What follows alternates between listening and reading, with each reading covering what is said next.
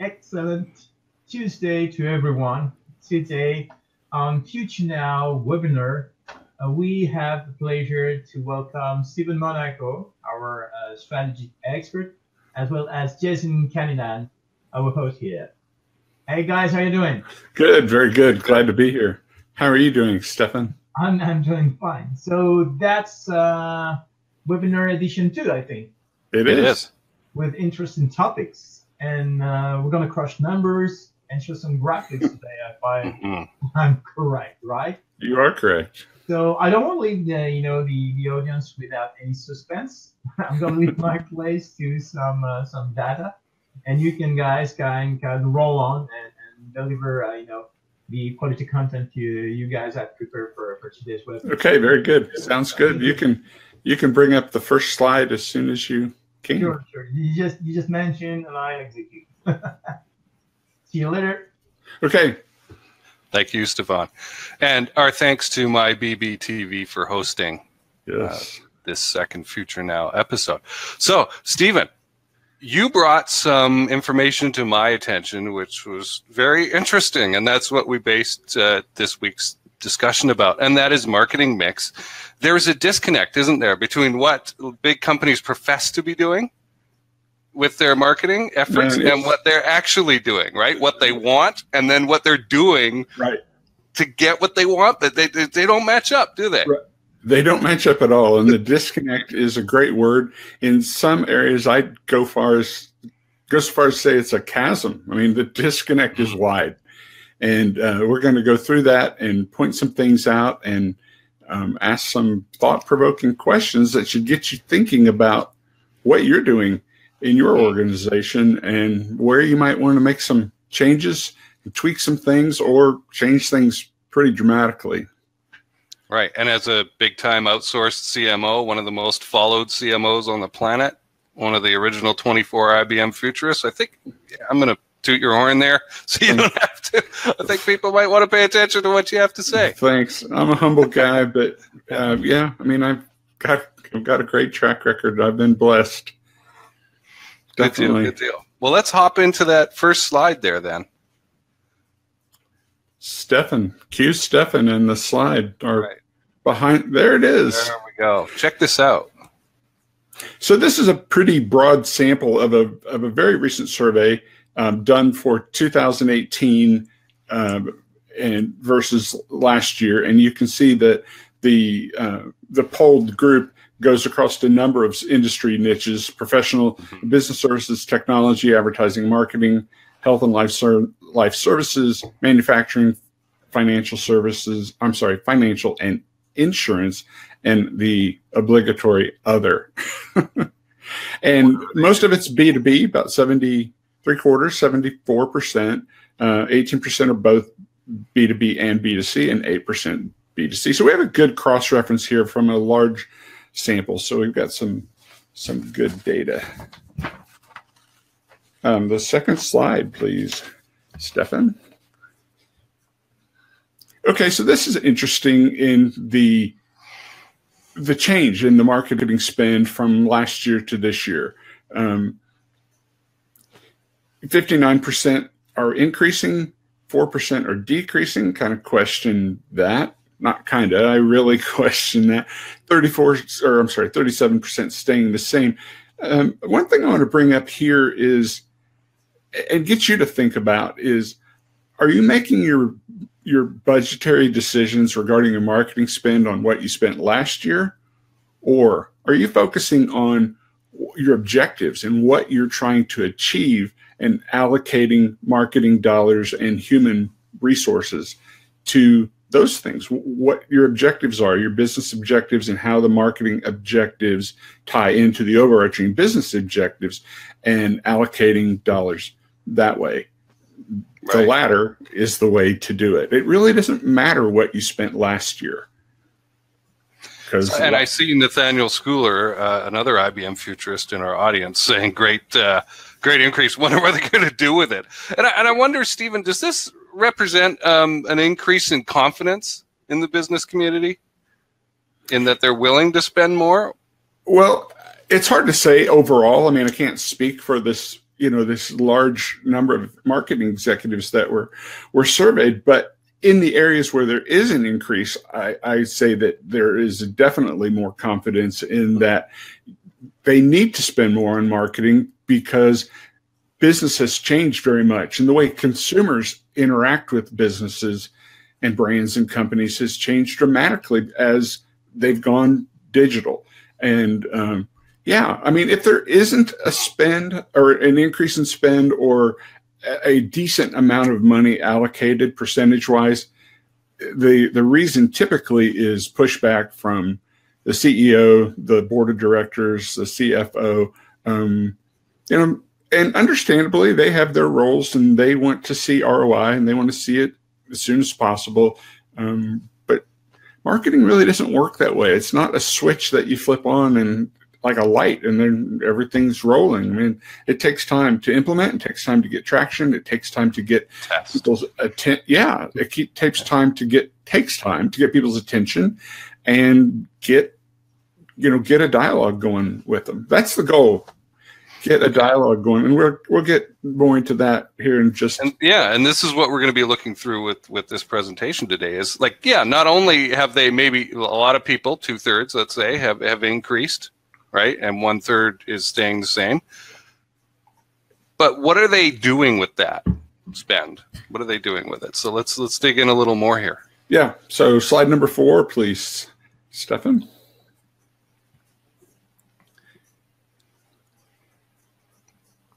Can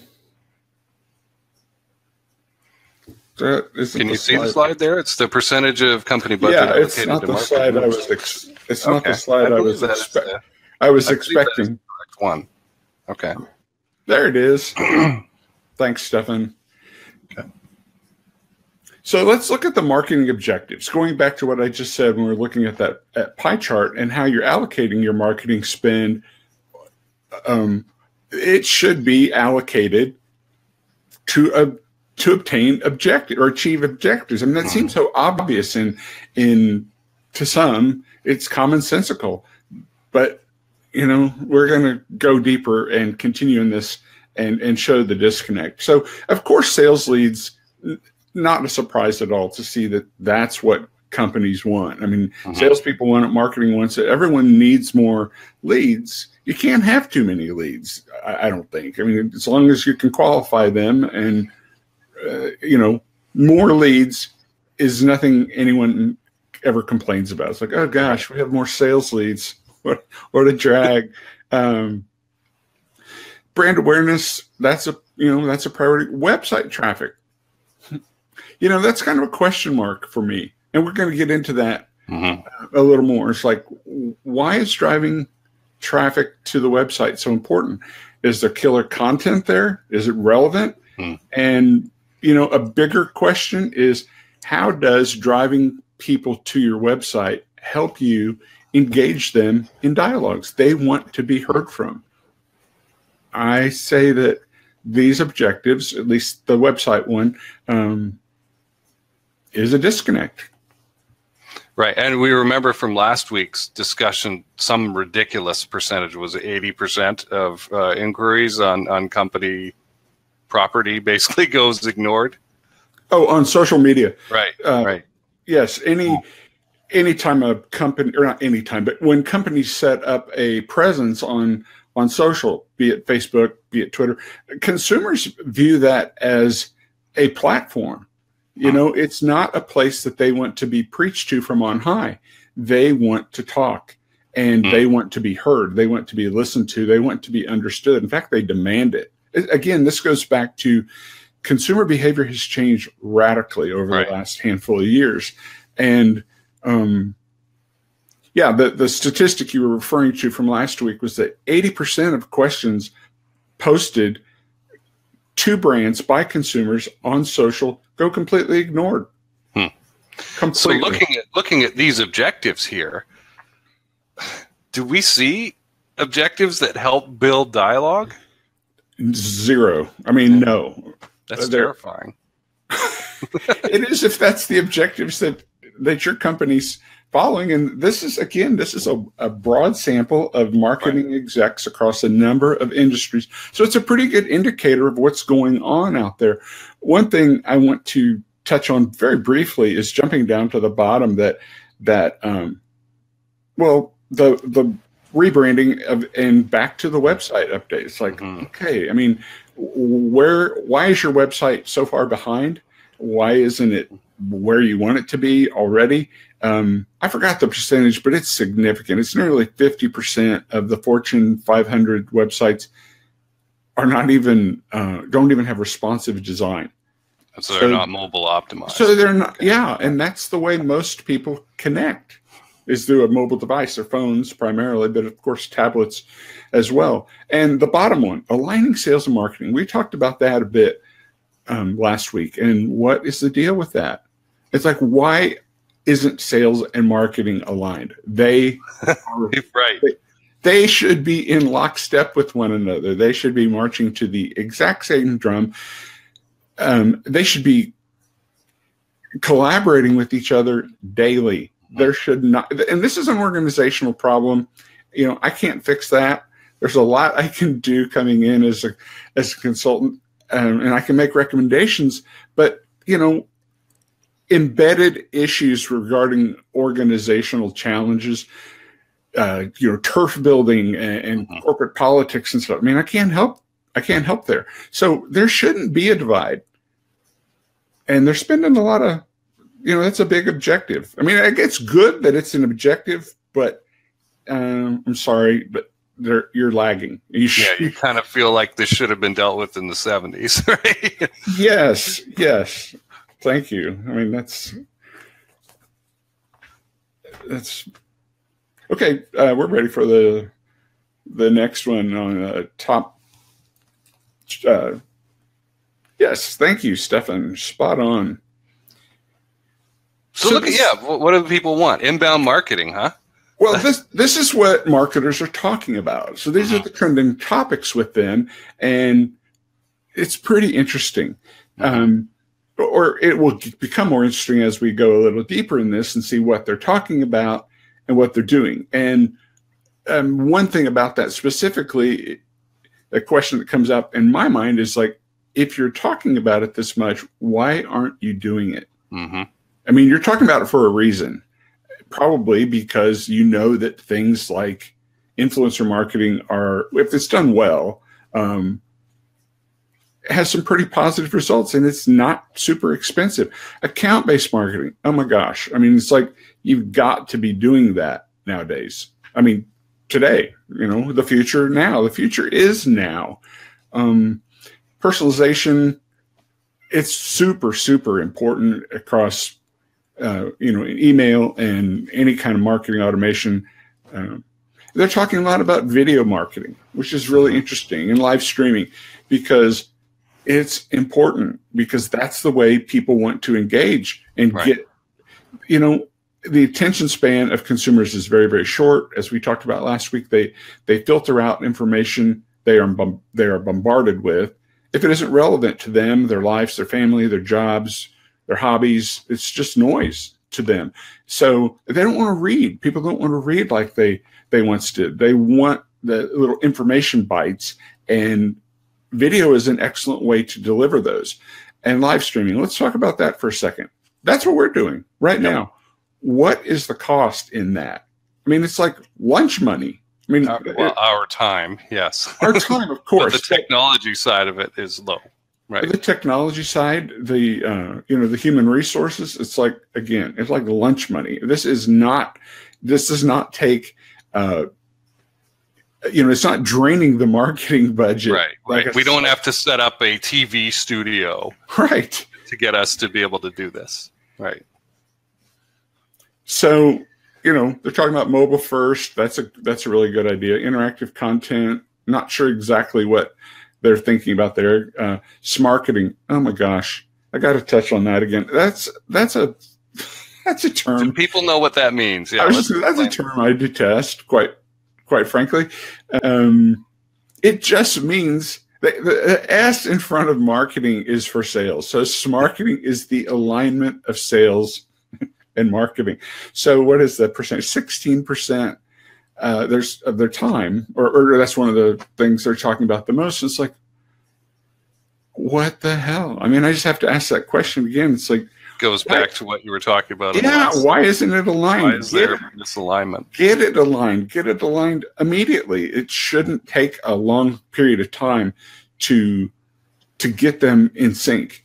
I mean, it's an organizational thing, and it's the CEO's responsibility ultimately, or the president and the CMO or whoever get in sync. There is no excuse not to be in sync. It's just silly to me, really. It's cool to see they're talking about artificial intelligence and automation, because that's the future now. So let's move on to the next slide and see how things progress as far as where do the leads come from? What are the top sources for leads? Well, and I want everyone to pay attention to this strip across the top there, that very first line item. Please put a pin in. Remember this one. Yeah, referrals, 86%. That is huge. I mean, referrals are awesome. Yep. The cost of a referral compared to other things. So, question to everyone that is in our audience: where, in what we've seen so far, where is the initiative for a formal referral program? Trade shows and events. Okay, I understand. You get a decent number of leads, almost half of them.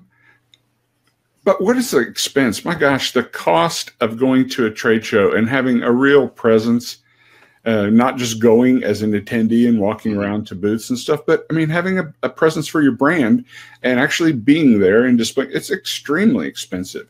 So yeah, it's bringing in leads, but the cost per lead is going to be in the several $100 per lead range. Email marketing. Go ahead, Jason. Oh, I was just thinking, I've worked with a lot of companies that when I got there, they were super comfortable with trade shows. They knew they were expensive and they felt they had to. And we'll see this represented in the actual activities that companies are doing. But they didn't want to try anything else because they were scared. And so they were willing to keep spending $5,000, $10,000, $15,000, $20,000 on these trade show junkets, right?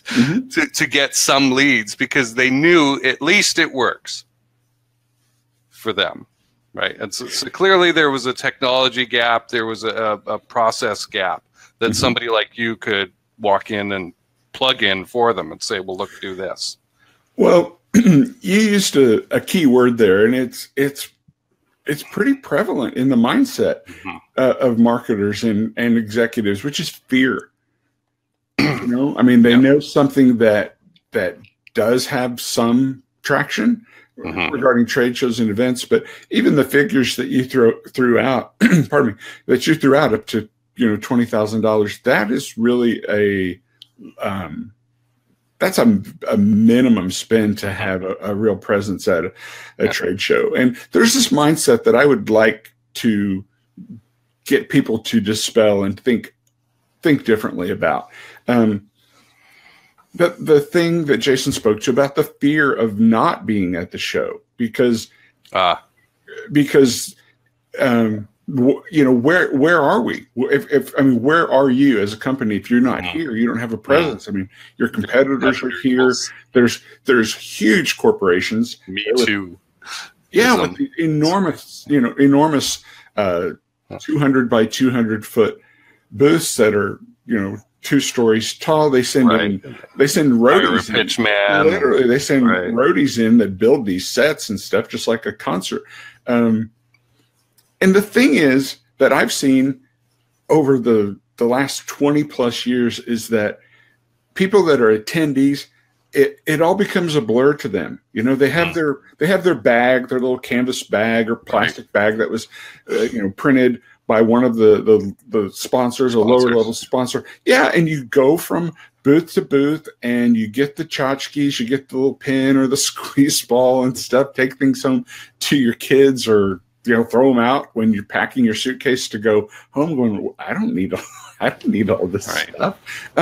So there's a blur, it's like, did you stand out? Did you have a presence? And did you get a dialogue going? So I'm not saying not to do them, just saying they're not as important as you think, considering the other options. And that's the next one down on the pyramid, which is email marketing. The ROI on email marketing, there's different studies, but at the lowest, the ROI is 38%. So, and the high side is 44. So you put $1 in, you get $44 out. Or on the low side, you put $1 in, you get $38 out. That is a no-brainer.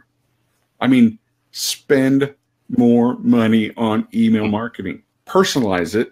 Get the email to engage people in dialogues. I mean, you're going to hear that from me thousands of times probably, because companies aren't doing it, and that's what consumers want.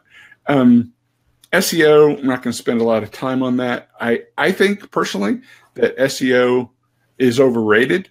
I don't think it works as well as the SEO companies say it does. And I'll just say one thing. They talk so much about getting you on the first page of Google in like the top three, top 3 spots. And there's this old joke about, where do you hide a dead body? Right. On the second page of Google. But let's just use like local, something very, very pedestrian, like a local business, like an electrician or a plumber or something like that. How many of them are there in your metro area? And if they all are using SEO, an SEO agency in their locale, how many of the dozens can be in the top 3 spots? Well, 3. Right. That's it. And then you're just playing a game fighting over that. But where is the engagement? It may be like some of these tools are fine, but how are you using them? Right. Like if I'm using email marketing to shove my marketing message in the faces of people who I haven't really built any sort of connection with, even if it's chocolate cake, one can only eat so much chocolate cake without wanting any more. Right? And the conveyor belt keeps bringing it along. So you could use email marketing in a completely different way with storytelling and engagement and surveys and that kind of thing. Right? And there are triggers. There are triggers you can use that in marketing automation that sends emails based on consumer behavior so that they get the right message that's relevant to them at the right time. And that's really key. It's a challenge, but it's what consumers expect. The next one I want to touch on is online display. And just ask you all, when's the last time you clicked on an online ad or display to learn more? I would say not very many. In fact, the click-through rates are abysmal. They're an interruption. People don't like them. They ignore them. They're kind of blind to them. It's another part of the filtering process. Like, just I'm looking at this site, but I'm not seeing the thing that you spent money on, spent time on, resources, and are implementing as a tactic. But the ROI, I think the click-through rate last I saw is 1 per 1,000 impressions. That's terrible. Yeah, it's like move on. Spend your. And how do people buy anymore, right? If I'm looking for a camera, I'm not going to pick a camera based on an ad and click through anymore, right? I'm going to be on third-party independent reviewers YouTube channel, and that guy's going to bring it up and say, this is a cool camera. Look what it can do. Here it is in comparison with others that I've used. I either like it or don't like it. And I want to know that guy is independent in his opinions. That he hasn't been paid to offer up this thing, right? Right. And there's, disclaimers that they give, and that is a step in the process of how to get interaction and buy today. That's different than just showing an ad and saying, "Okay, do you want this?" Well, it's an interesting point that you bring up, and I'll touch on it briefly. Consumers really listen to each other when it comes to online reviews and things like that. Right. And they put twice. The research shows that they put twice the emphasis on what total strangers say than what the brand says, because they know the brand is trying to sell something and they want you to buy their product. So of course they're going to say wonderful things about it. They're not going to say, hey, you want to pay top dollar for mediocre stuff. And that's just not the way brand messages go. But again, consumer behaviors change. They have much more control over the messaging they receive and how they receive it, and the ability to just say, I disconnect. I don't hear you. It's like, the very immature, la, la, la, la. I can't hear you. I think I know a very large company that has bought into this fully, this idea of consumer reviews, fellow consumer reviews, called Amazon. I was just saying this. That is all about that. And yeah, people try to game it with baloney reviews and that, but if you educate yourself, you can learn how to screen those out and find the legit reviews pretty quickly. The last one I'll touch on this one is direct mail, which is actually making a comeback. Mm-hmm. There was a period of time where people sorted their mail over the trash can or the rubbish bin, as they say across the pond in other countries. It's the personalized stuff. It's the letter. You go the bills that you hate to get, but you're going to get them. Shouldn't be throwing those away. But all the junk mail went straight to the trash. And now we get so much email and are barraged with email that if a direct mail piece is personalized and is done, if there's a good creative and some good copy, as far as a catch line and something to intrigue you, it's not going to be the top thing that brings in leads, but it's something to keep in mind. It is not dead. Right. If it can be made to be relevant. Yeah. And this comes back to matching message to market. Wow. What a surprise, right? But somebody who's going, well, I'm just going to blast this whole area with my message and try and shovel that message into people. Big mistake to do that. Okay, Stephen, can you please take us to the next slide? Oops. Okay, the top areas of marketing spend. Where are people actually spending their marketing budget now? And I want us to go back and compare what we remember, a couple of salient points from previous slides, in contrast to what they're actually doing here. Website development. Yeah. Question mark. Question marks all over that. Again, I don't mean to be redundant, but I want to really emphasize the point. How is the development of your website and driving traffic to it engaging customers or consumers in a dialogue? Yeah, everyone needs a website. They think they do.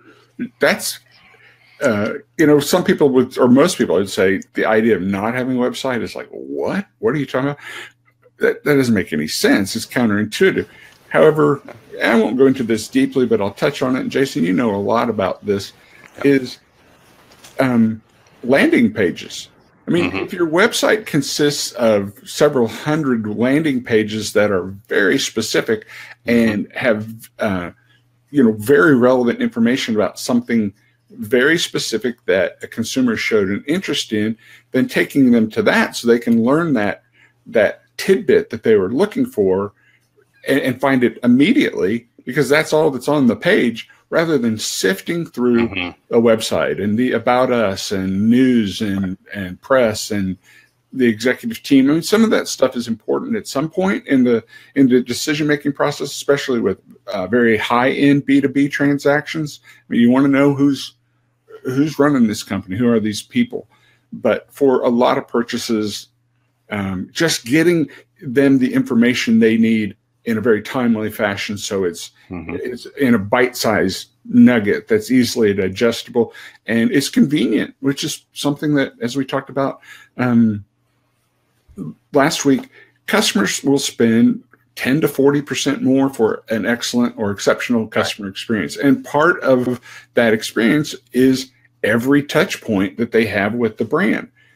So if you're giving them the information they need in a bite-sized chunk, that's convenient, and that's a good part of the experience. Right. Yeah, and I'll say one of my roles is I'm a co-founder and COO of a company called The Closing Engine, and website development is just really not on our radar. We have one. It doesn't get much in the way of resources. My attention is more interested in engaging our prospective clients where they are. I'm not interested in going and grabbing them and bringing them to our website for some reason. If they want to go there as a reference document, basically, to support something we've already had a dialogue about, great. If they never want to go there, doesn't matter. Hasn't stopped anyone from signing up. So, number 2, trade shows and events. They're spending a lot of money on that. We talked about that. Sense, right? Because it's in their comfort zone, and this matches up well with the behavior that we've seen already. It matches up well in that regard, although I'm saying that it's a disproportionately high spend. It shouldn't. Right, yeah, they could be getting a better bang for their buck with a different media. Yes. And digital marketing, that's become such a broad term. Like, what does it mean exactly? What part of digital? What are you doing? And I wrote some articles for IBM and have been espousing this for some time, that it isn't digital marketing. It is marketing in the digital age, in the era of the customer. I mean, it's still marketing. So there's a mistake that so many companies make by separating the two. And all right, we've got digital marketing, and over here is marketing. That is not the way to look at it. That's a mistake. It should be integrated, like all marketing initiatives. They should be fully integrated, and digital first and mobile first make good sense. But it's hard to speak to this in this bar chart as far as if they're doing well or if they're doing poorly or somewhere in between, based on just digital marketing.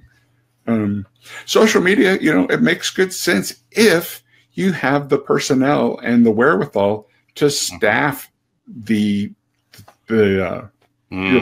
platform 24/7 and have people who will respond and get the dialogue going. When, back to the thing that the just ridiculously abysmal 80% of queries posted on social media by consumers are ignored. I mean, how do you think that makes them feel? Right. Not to mention the opportunity cost that you didn't have a dialogue with them, but man, they are angry. Right. Yeah, they'll rage quit on your brand. Oh my gosh. And there are studies that show that they kind of like, how should I say, they delight in it. I mean, they feel so incensed by it that they go out, and it's almost like, highway rage. What do they call that term? Right. Road rage. Yes, thank you. It's almost like social online rage. It's like, I'm angry. I'm going to get this out of my system and dump on the brand. So, social is a very good platform if used properly. As I spoke about last week, so many companies forget that the social part of social media is all about people. And it's a great platform if you man it and staff it, rather. Because if you can answer their question or their query, does it do this? Can it do that? Are you open at this time? What is your return policy? Do you have any sales? I mean, there's a myriad of questions. Answer them. Some companies will take it offline. It depends. I mean, there's a couple good practices when it comes to the tactics of social. It's like you can educate a lot of other people by answering the questions, right? Even if they're angry, even if it's a complaint. If you address it, that shows transparency. That shows a willingness to help, and consumers really appreciate that. And on the flip side of that coin, when there's positive things going on in the dialogue or the questions being asked and the responses are informative and giving people the information that was an aha moment for them, and that's a good thing.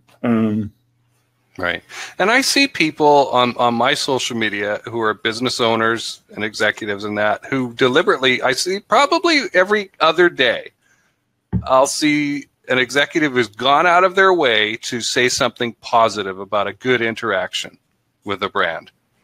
where they will say, because you know everybody's ready to jump on the bad experiences, right? Oh my gosh. And spread the word. But there are also people who are very happy to tell others about the good experience that they had, and they're deliberate about it when they when they share. That unsolicited word of mouth is the very best marketing that there is. I mean, that's unsolicited testimony. And when someone does that, they're putting their reputation at stake to some point by saying, I stand behind this. This is good. And, I think you'll really like this. And, it doesn't happen nearly as often as the people that want to flame a brand for doing poorly. But yeah, those are moments that are golden when you get. I'm saying you can pick them up. You can get them though if you interact positively with your target market there. I mean, it's fundamental in my mind to be doing these things. They're best practices, and maybe it's just that I've been doing them so long. It's fundamental to me. But hopefully, from interactions like this, there's aha moments for the audience where they realize, okay, I mean, so our social's not working as well as we'd like. We're spending a fair amount on it. What are we missing? Where's the gaps? As we talked about earlier, where's the disconnect? And that's where it is. If you don't have people to answer the questions all the time, and I literally mean around the clock, then that's your problem. And then getting that dialogue going. So we were looking at lead sources earlier being a big interest area for CMOs, marketing executives.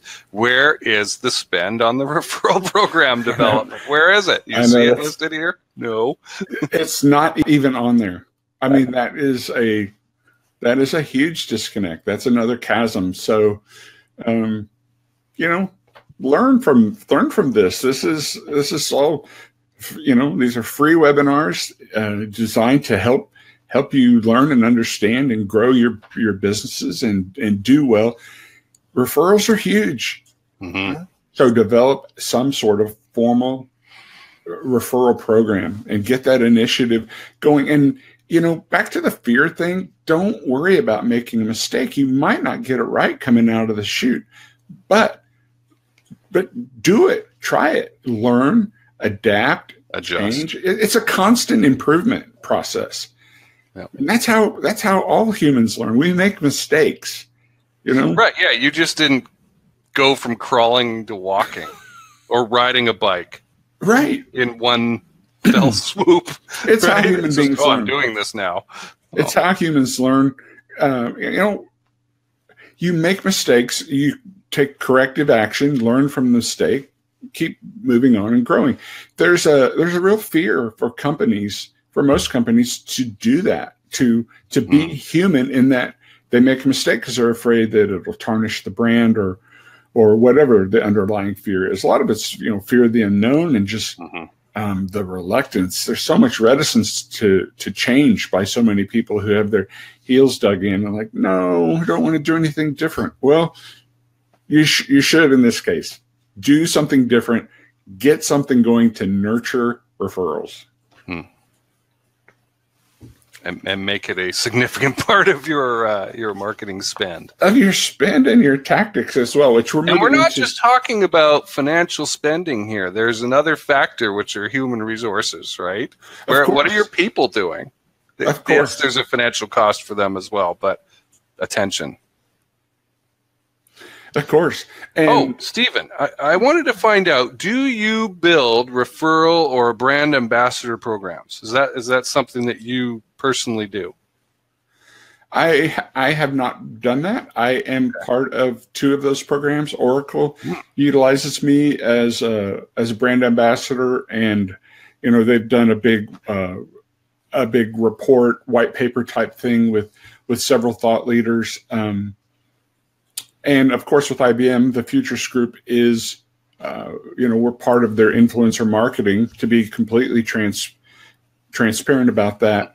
So, no, I've not, is the short answer. Okay. I know how to very well because sure. Yes, because I'm involved as an insider, and I see where it works and where it doesn't. And even with a huge mega brand like IBM, it's been a learning process for them. They've made mistakes; they readily admit it, and they just keep tweaking and keep moving forward and keep improving it. Okay. So let's compare in the next slide the spend compared to time spent and the actual tactics being implemented. Please, Stephen. Thank you very kindly, sir. Okay, so these are the actual, the most implemented tactics. So it's good to see that email marketing is way up there because of the ROI we spoke to a bit ago. It's very high. It is done well. It is a money-making machine. You know, put $1 in, crank the handle, and, you know, roughly $40+ come out or thereabout. Social media, you know, time spent implementing that tactic, not to be redundant. It's a good idea if you do it well. Do it well. Follow best practices. Gosh, I mean, I wrote my book, Insightful Knowledge on Social Media Strategy and Marketing in 2012. I started it in like the December of 11, but worked on it off and on over 2012, and you know, turned the manuscript into the publisher in November of 12. So it was published in February of 13. But you know, if you don't know the strategies for social, that's a place to start. I'm not doing a blatant plug for my book. I make so little money, you know, from Amazon. You know, my cut is a couple bucks, but there's a lot of info in there. I mean, I didn't hold anything back in that I shared everything I had in my mind at that point. I've learned more since, but you know, if you follow that, you're going to be rocking and rolling regarding your social. And one thing I want to point out about that is, my gosh, please ignore vanity metrics. And by vanity metrics, I mean, like, how many follows do you have? Or how many likes did you get? That is not as important. It's not important at all, really. I mean, you need to get followers, but you need to engage them. Just talk to them. You know, respond to them if they like a tweet or retweet. I mean, thank them for retweeting and mention their name. It's very simple. Mention their name. You know, thanks for this mention, Jason. I hope you're doing well. I mean, that's a start. I mean, you don't want to be like all sappy and like, you know, gush all over them just because they retweeted you. But it's just like the polite way to start. And if they want to talk more, it's awesome. So no surprise moving down to see the amount of time spent or implementing the tactics for the trade shows and events, as we talked about, kind of beating that horse. SEO, I'm going to jump over. Pete is mad at you. I'm sorry? Now Pete is mad at you. Let's not talk about beating horses. I didn't catch the reference. Who's Pete? Oh, PETA. Oh, PETA. Of course. I thought you were talking about a person, Pete. It's like, no. Yeah, SEO, I'm jumping over just because I'm not an SEO expert. And again, I think that too much emphasis is put on it. It's not a bad thing at all, especially if you get leads and can get a dialogue going. But it's a lot of fighting for a few spots. Exactly. Available. Exactly. And we already spoke to that. Blogging, you know, it's good and bad. It's good if you're doing it well. If you're just pitching, you know, contrived brand messages, you know, that's yeah. And there's another side of it too, where you're just giving away information, and a lot of it has to do with the relevance to the audience, and how they view you, whether they come back or not, whether they subscribe or not. Sure. And blogging is certainly a component of content marketing, and content marketing is important, and content marketing needs a strategy of its own. And I won't go into that here. I mean, that could be the topic for another episode, because there's a lot involved in that and doing it well. Online display again. It's like, really? I mean, you're going to spend that much time on something that's going to get possibly 1 click per 1,000 impressions. I'd say move on, or dial that back in your spend, and then the time spent on the tactic.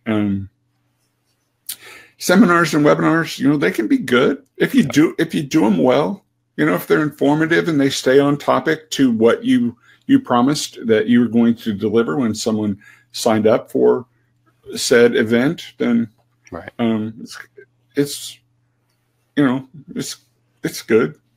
And I think a lot of this ties into having with account-based marketing, right? If these are elements in that process, I think people are tired of the hero's journey webinar where there's a 40-minute hero's journey and then a 20-minute pitch at the end, and they've seen that over and over again. So if you could be a bit unusual here. Yes, and to those, you're spot on. And to those who don't know what the hero's journey is, it's like, I was born at an early age and, lived under a rock for years. And then, I did this and this and that, and I struggled. And then I did this and was enlightened. And now I know all this stuff. And now I'm following this path, and I want to take you along with it. I kind of butchered that to the people that created the hero's journey. But I think people get they get the gist of it, that it's not, you weren't born knowing all these things, so you struggled, and it's meant to relate to the audience, and that you're struggling with this, or you don't know it either, but you could do it. You could you could aspire to do these things. Just follow. You just need the wise mentor, right? Just follow your Yoda. Follow these steps. Exactly, the Yoda. But that process, or that one lens of viewing webinars, has been overused. I mean, it's been just done to death for years now. They've just milked it, and that will tune people out, won't it? They won't be interested. Absolutely. One thing I'm going to skip down to video marketing. I mean, white papers and ebooks, that's part of content marketing. PR still works well if it's done well, and if you can get your pieces in editorial and be positioned as a thought leader, that's awesome. That works really well. That's a separate, that's a whole separate thing. I think video marketing is fantastic. That's where I was headed. It's good to see that there's 20% of the, at least it's on the bar chart. It made it. It's right above telemarketing, which I don't have any problem with at all.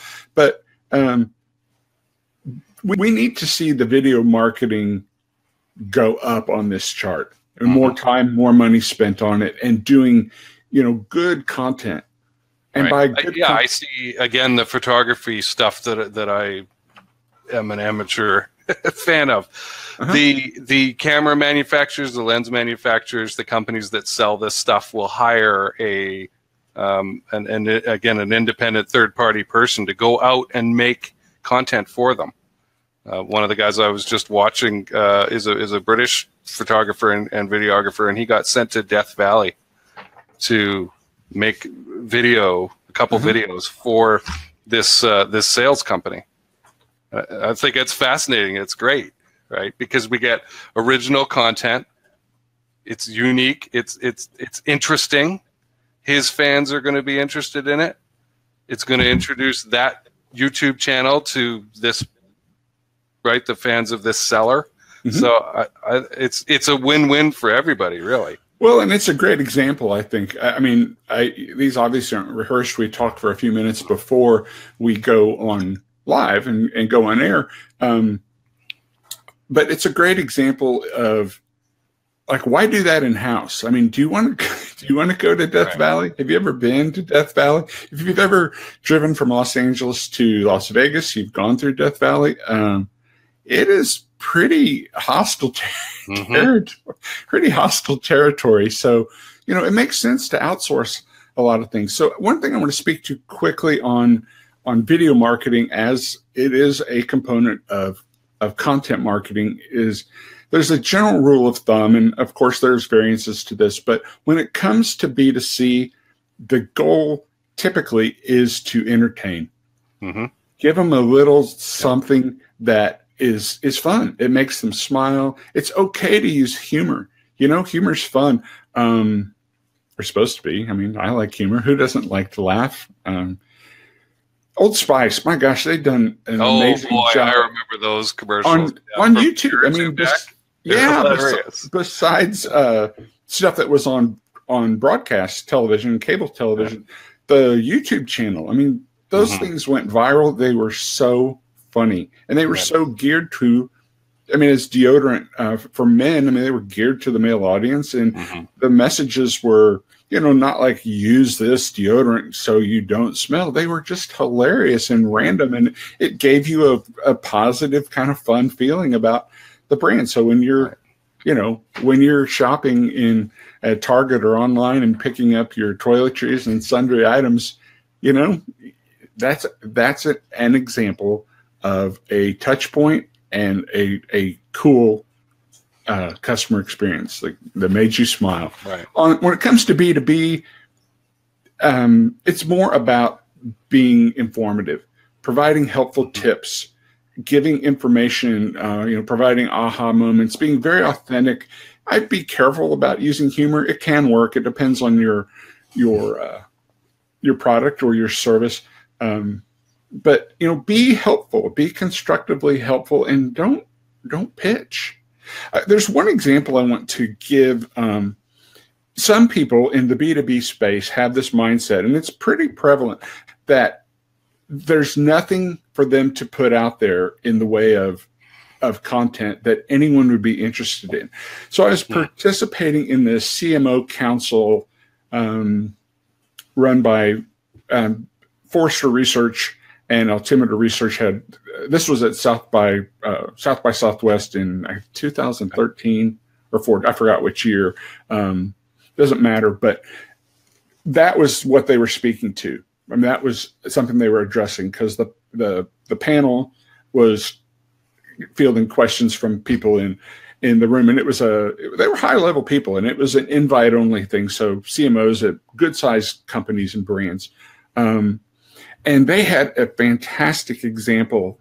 Well, they called BS on it and said, there is content. And they talked about a company that they didn't make solder. They made a chemical that goes in solder for soldering electrical components. And that company had 535 little nuggets to use in their content about the chemical that goes in solder. And the reception of the information they shared by those who buy that stuff, like the companies who make solder, they loved it. They absolutely loved it, because they learned all sorts of things that were esoteric to the rest of us, like chemical compounds and reactions and stuff like that. So please don't count yourself out that you don't have anything to talk about. No one's interested in it. It's probably not true. In that session, which was fascinating, they didn't say who or what, but they said there were only 6% of companies across the universe that really didn't have anything for content marketing. And I don't know what that was, who fell into that 6%. But 6% is a tiny amount. So again, remember, if you present it well and it's informative, you've got an audience. There's people buying the chemicals for your solder. So talk to them, give them cool information that helps them, that they will find relevant. Yeah. So I know we're getting up to an hour here, and I want to keep us moving. Right. I think we've got one more slide. We do. Perhaps two more. One more for sure. This is fascinating, and coming from a guy like you who has real practical, substantial experience in the CMO world, and not just somebody up in an ivory tower doing research and releasing white papers and that. What does this say? I mean, this is almost crazy to me. Well, the title got cut off when I was working on this slide, but it is it is showing you the percentage of companies that have a marketing plan in place and those who don't. And as you can see, I mean, 60+% don't have a plan. And that is very telling, and it explains those disconnects that we've been talking about over the last 55 minutes or so. You need a plan. You have to have objectives. There needs to be overarching business objectives. What are we trying to achieve? Next, you need a marketing plan with objectives that tie directly to each one of those overarching business objectives to move the company forward. If you don't have a plan, that is why, or the result of not having a plan is the stuff that we've gone over the last several minutes about not allocating your budget well, not spending as you should, and Sales spending, and marketing not lining up, not being aligned, and spending the time, the money and financial resources, human resources on tactics that aren't going to help with anything in some cases. So and I appreciate the honesty here of these executives that have admitted we don't have a plan, right? Because again, that's scary, even though this is sort of anonymous, right?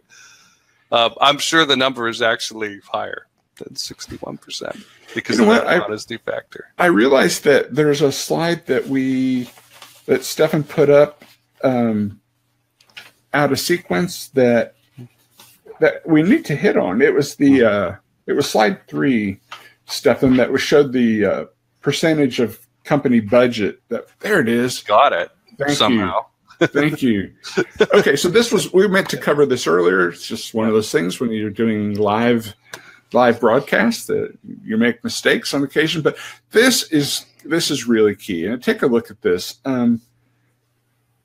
Look at the percentage of companies that spend 1% or less on marketing. I mean, 28% spend 1% or less. I mean, all I can say to that, I don't mean to be condescending, but it's like, are you kidding me? I mean, do you expect to achieve really anything? I mean, and we're getting that by adding the green and yellow sections together up in the 9 o'clock to midnight kind of area. If this was a clock, okay. Yes, exactly. The 16% of 1% that spend 1%. And the 12% who spend less than 1%. It's like, kind of, not to be flippant, but like, why bother? I mean, you're I bet they don't know their cost of customer acquisition or their lifetime value of a customer or anything. So add the 39% onto that 28% who are in the spend of 5% or less. Right. And where do we get 60 some odd %, right? Yeah. The magic number of we don't have a plan. We don't have a plan, and we're not spending enough money. We're not allocating enough resources to get anywhere. Right. We're not putting enough foot on the gas pedal to get anywhere here. Yeah. So a third of the B2B companies are spending 10% or more. And gosh, you have to spend at least 10%. I mean, you just do. In this world now, in the future now, which is today, you've got to allocate that kind of spend. If you can get to the 15% spot, you should reach for that. And I can promise you, if they have a plan in place, those companies that have allocated 15%, there are only 2% of them that have done it. It's it's the tiniest slice on this pie. But if you can get to that 15% or more or greater than, you're most likely going to be the leader in your niche. You really are. We don't want them doing more of the wrong things. Right. So we cover, which is why it's so important to talk to somebody like you. And companies are outsourcing their marketing entirely.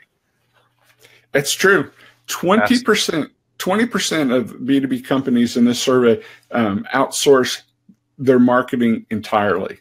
The entire process is outsourced. And the research from this study indicated that companies that outsource their marketing have better marketing that performs better, which is interesting and commonsensical in some ways, because there are some people who are subject matter experts and they know their they know their specific thing where they are an expert very well.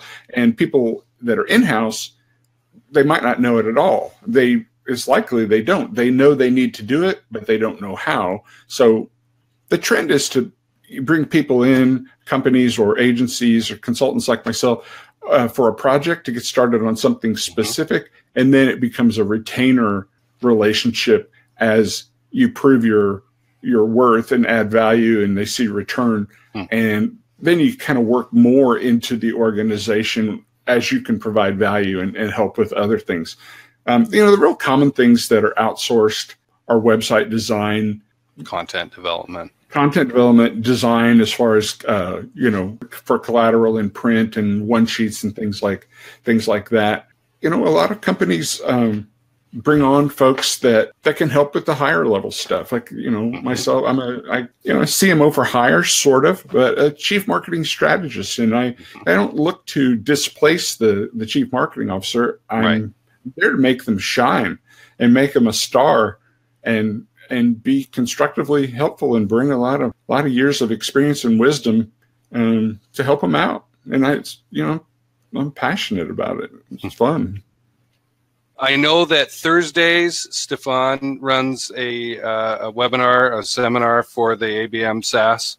And so anybody who's interested in that can join this group. On Thursdays, right. There'll be a link to. That's right. So I very much appreciate you being here, James. And I do want to get to your questions. Maybe drop it in the comments section, and then we can have you on a future show. My thanks again to Stephan for hosting this through my BBTV. Yeah. And we've been talking with Stephen Monaco and myself. Anybody who's interested in a genuine CMO marketing plan should be talking to you. I'm Jason Kanigan from The Closing Engine, and that's a wrap. Thanks, everyone.